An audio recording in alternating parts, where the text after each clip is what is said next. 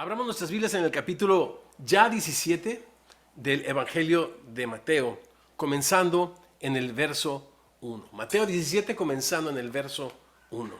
6 días después, Jesús tomó a Pedro, a Jacobo y a Juan su hermano, y los llevó aparte a un monte alto, y se transfiguró delante de ellos, y resplandeció su rostro como el sol, y sus vestidos se hicieron blancos como la luz. Y aquí les aparecieron Moisés y Elías hablando con él. Entonces Pedro dijo a Jesús: Señor, bueno es para nosotros que estemos aquí. Si quieres, hagamos aquí 3 enramadas, una para ti, otra para Moisés y otra para Elías.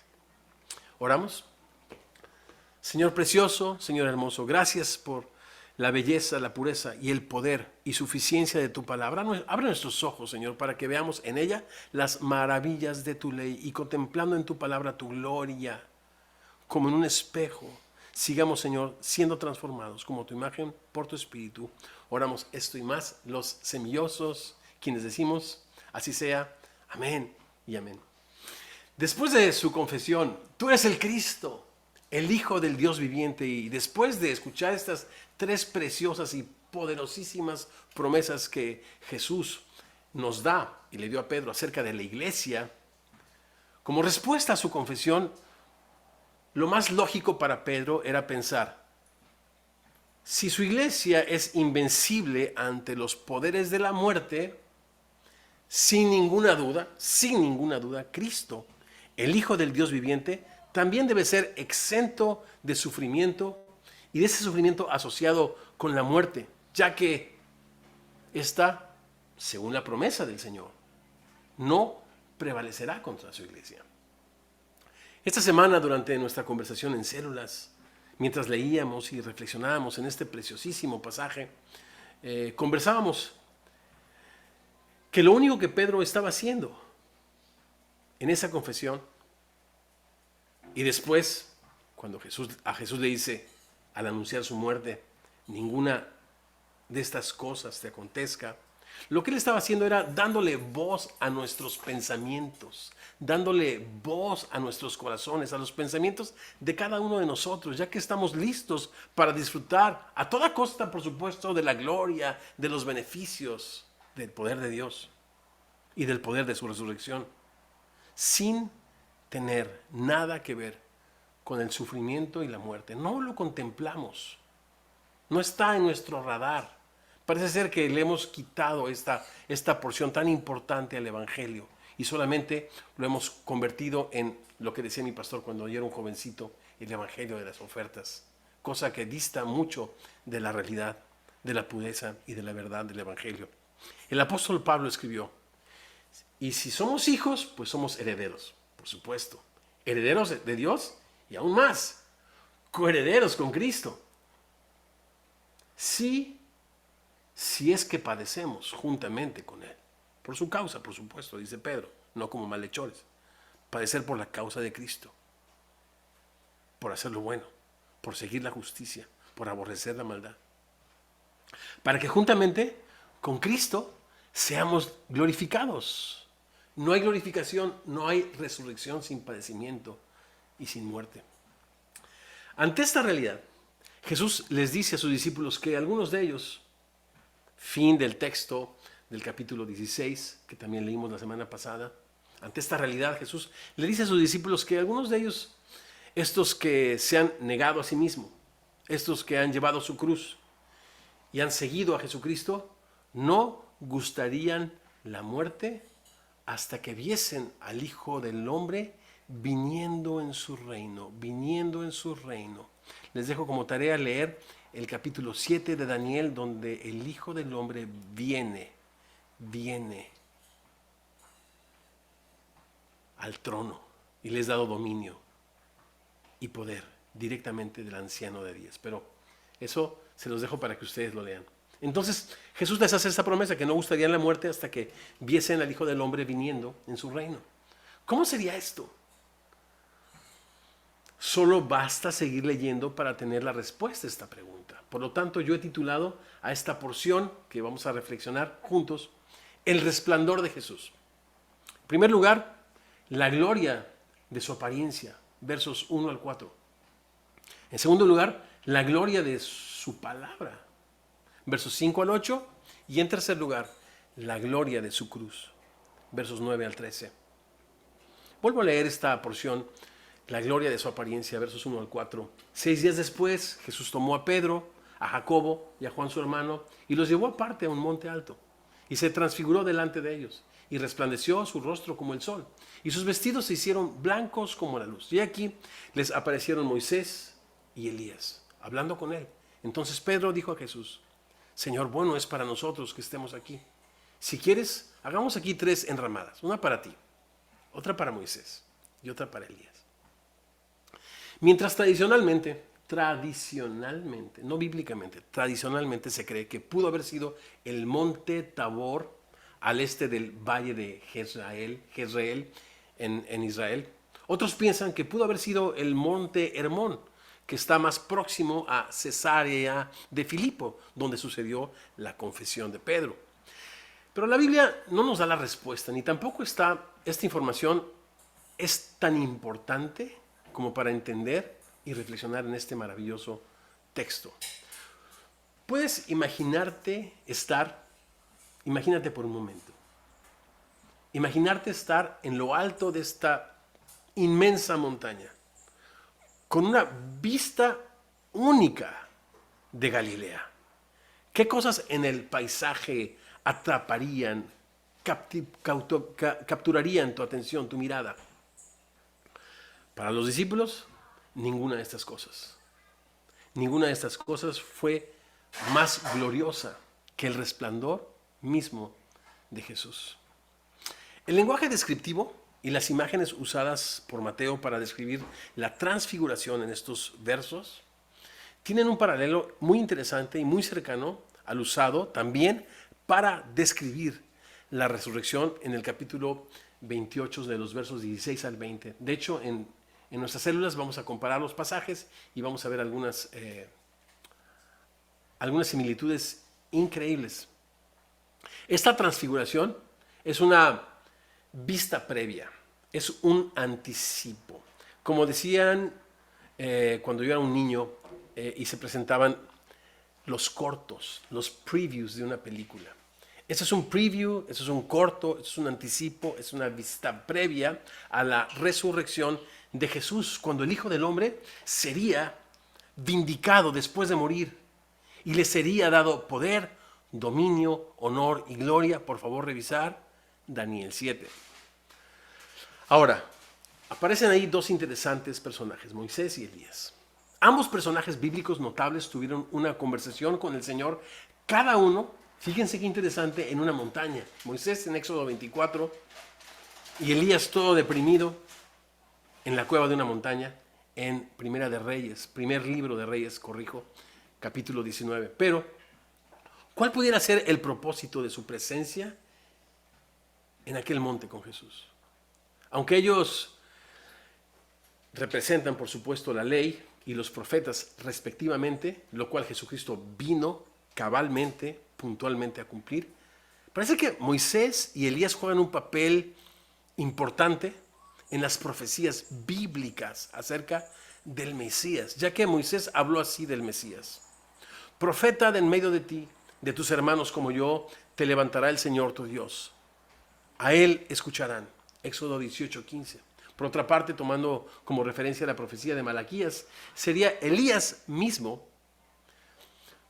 el precursor del Mesías cuando Malaquías escribió de Elías. He aquí, yo les envío el profeta Elías, antes que venga el día del Señor grande y terrible.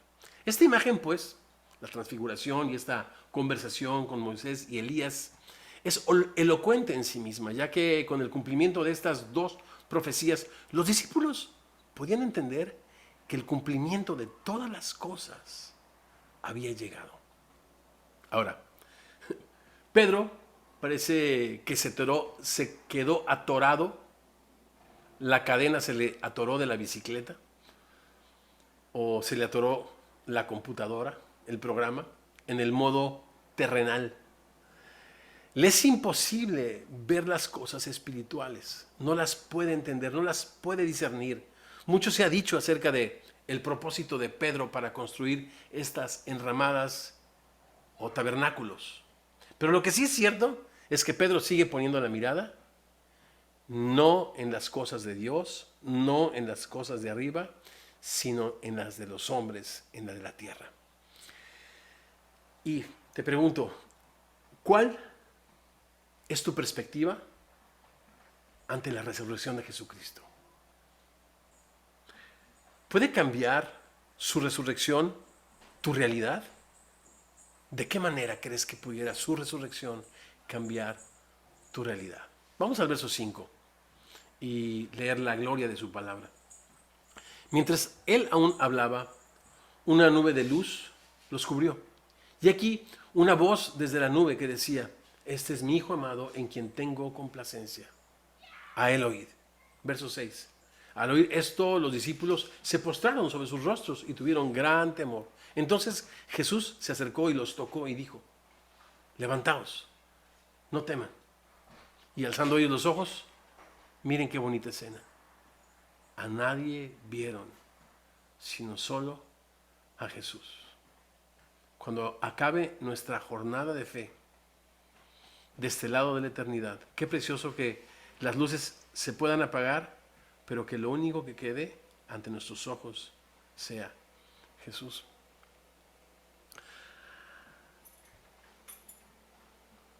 Antes de que gentil y amorosamente Pedro fuese corregido, antes de que gentil y amorosamente Pedro fuese interrumpido, una nube de luz les cubrió, dándole identidad a esa voz que sería oída en el cielo.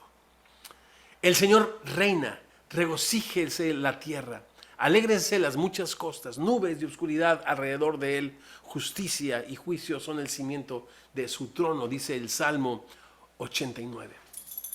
Qué precioso es saber pues que Dios se esconde detrás de la nube y que la identidad de esa voz es la misma gloria de Dios. Y en medio de esa nube de gloria, su voz aún más gloriosa, hablando su palabra, mezclando las ideas que encontramos en el Salmo 2 y en Isaías 42, cuando dice, Salmo 2, verso 7, yo publicaré mi decreto. El Señor me ha dicho, mi hijo eres tú, yo te engendré hoy. Salmo mesiánico preciosísimo. E Isaías 42, he aquí mi siervo, yo le sustentaré, mi escogido, en quien mi alma tiene contentamiento. Y entonces, con estos dos pasajes, el Señor deja oír su voz con su palabra, en su palabra, por su palabra, diciendo, este es mi Hijo amado, en quien tengo toda mi complacencia. Ahora, escucha esto, la gloria del esplendor de Dios parece ir en aumento. ¿Lo puedes notar? La transfiguración, los vestidos brillantes de Jesús, la nube, símbolo mismo de la presencia de Dios. Pero a juzgar por la estructura de este texto, ¿cómo es la estructura de este texto? Bueno, tiene narración, Jesús siendo transformado, la voz, y después Jesús hablando, y después otra vez narración. ¿Te fijas? Ya hemos visto en el pasado esta estructura, se llama quiasmo. Es una estructura de A, B, C y después B, A. Empieza como termina, después continúa, como es la idea antes de terminar, para que en el centro se concentre la idea principal. A, B, C, B, A. Narración, Jesús siendo transfigurado, la voz, Jesús hablando y la narración. Muy bien. Lo más glorioso no fue entonces lo que ellos vieron. Lo más glorioso fue lo que ellos escucharon, la voz de Dios. La palabra de Jesús necesita ser el objeto de nuestra atención, de nuestro estudio, de nuestra reflexión, de nuestra obediencia. Nada puede ser más importante que tener oídos para la gloriosa voz de Dios a través de su palabra. y un corazón, por supuesto, humilde y dispuesto para obedecerla. Escuchemos al apóstol hablando de esta santísima gloria que él pudo atestiguar en ese monte alto. Es el apóstol Pedro escribiendo en su segunda carta en el capítulo 1. Porque no les hemos dado a conocer el poder y la venida de nuestro Señor Jesucristo siguiendo fábulas artificiosas, sino como viendo con nuestros ojos su majestad. Pues cuando Él recibió de Dios Padre honra y gloria, le fue enviada de la magnífica gloria una voz que decía: este es mi Hijo amado en el cual tengo complacencia. Es el apóstol Pedro escribiendo en su segunda carta.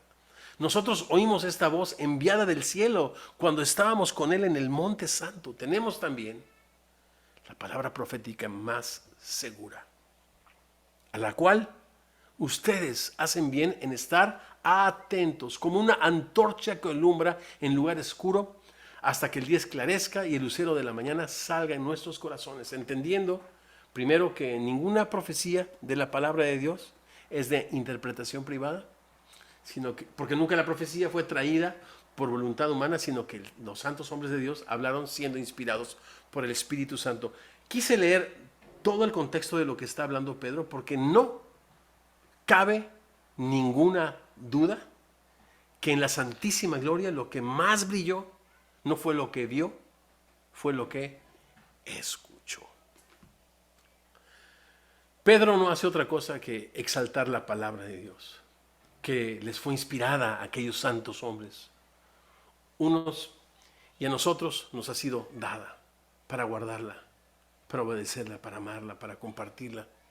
No es de extrañarnos, pues, que la manifestación más brillante de la gloria de Dios sea su palabra. Repito, no es de extrañar que la manifestación más gloriosa de Dios sea su palabra. ¿Por qué? Salmo 138, 2. Este es un versículo que necesitamos aprender los semillosos. Me postré hacia tu santo templo y alabaré tu nombre por tu misericordia y tu fidelidad. Escucha esto. Porque has exaltado, has dado honor, has engrandecido tu nombre y tu palabra por encima de todas las cosas. Chequen algunas traducciones, porque parece que el original se inclina más a decir: has engrandecido tu palabra por encima de tu nombre. ¿Qué importancia tiene la palabra de Dios en tu vida? ¿Tiene alguna gloria? ¿Recibe la palabra de Dios algún honor de tu parte, de tu familia, de tu matrimonio? ¿Cuál es el trato que le dan a la palabra de Dios? ¿Apartas un tiempo al día en la semana para escuchar la voz de Dios en su palabra? Si tuvieses que usar una metáfora para describir lo que la Biblia es para ti, ¿qué metáfora usarías? Esto lo vamos a conversar mañana en nuestra reunión en el parque, también en nuestras células, mientras vamos nosotros al verso 9 para terminar este texto. Ahora, en el esplendor de Jesús, vamos a ver la gloria de su cruz. Y termina. Cuando descendieron del monte, Jesús les mandó diciendo: no digan a nadie la visión, hasta que el Hijo del Hombre resucite de los muertos. Entonces sus discípulos le preguntaron diciendo: ¿por qué pues dicen los escribas que es necesario que Elías venga primero?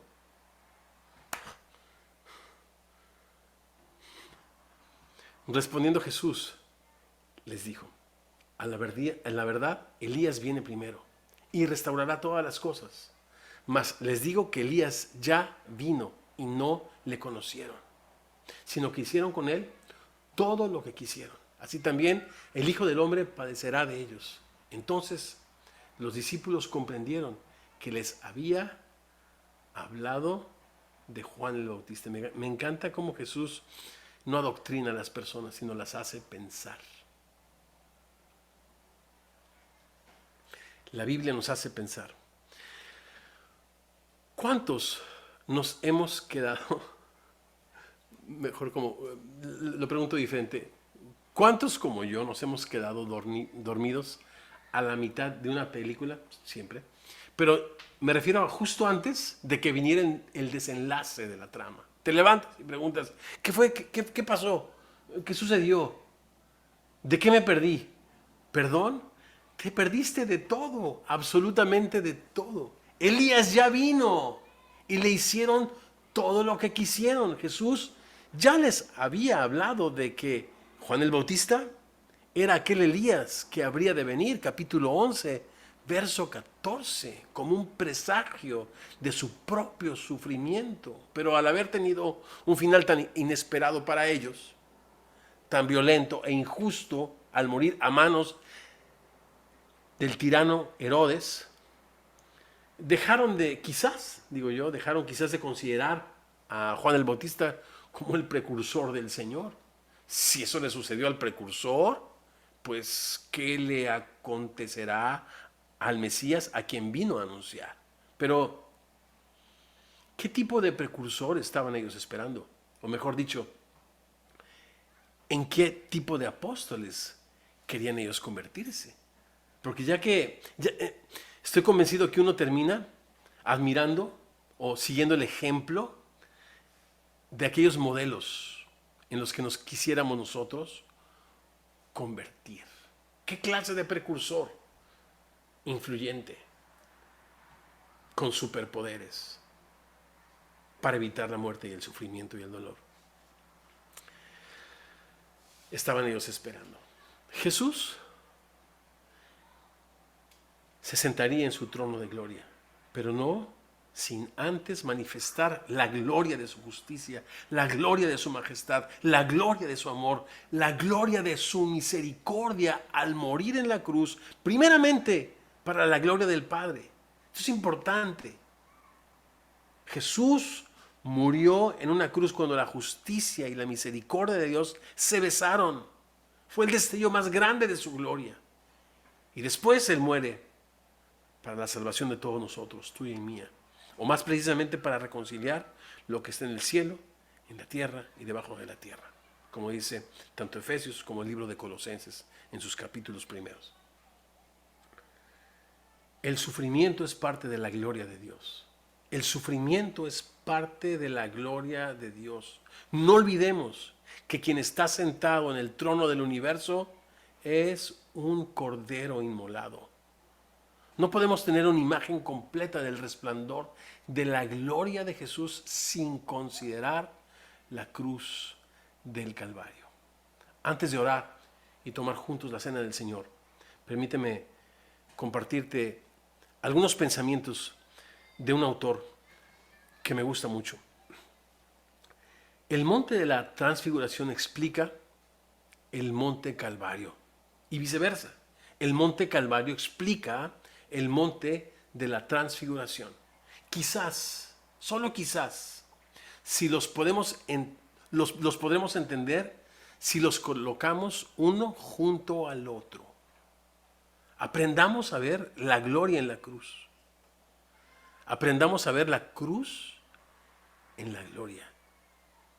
De esta manera comenzaremos a considerar tanto el gozo como las lágrimas de ese Dios que se escondió tras las nubes y se reveló en la persona de Jesucristo de Nazaret. ¿Oramos? Eres glorioso, Señor. Eres glorioso, Señor. Y es un hecho que nuestros ojos no pueden, Señor, contemplar, percibir, soportar tanta luz, tanta gloria. Por eso nos has dado los ojos de la fe, Señor. Y a través de los ojos de la fe, Señor, es que podemos ver la gloria en tu resurrección, la gloria misma en tu palabra. Padre, a través de la iluminación de tu Espíritu, por tu palabra, Señor, nos es revelado Jesucristo. Primeramente crucificado, pero después resucitado, lleno de gloria y de poder. Padre precioso, ayúdanos a nunca separar el monte de la transfiguración del monte Calvario y viceversa, y que podamos ver en tu grande gloria tu humillación y en tu humillación tu misma gloria, Señor. Porque te lo pedimos en tu precioso nombre. Y los semillosos decimos, así sea. Amén y amén.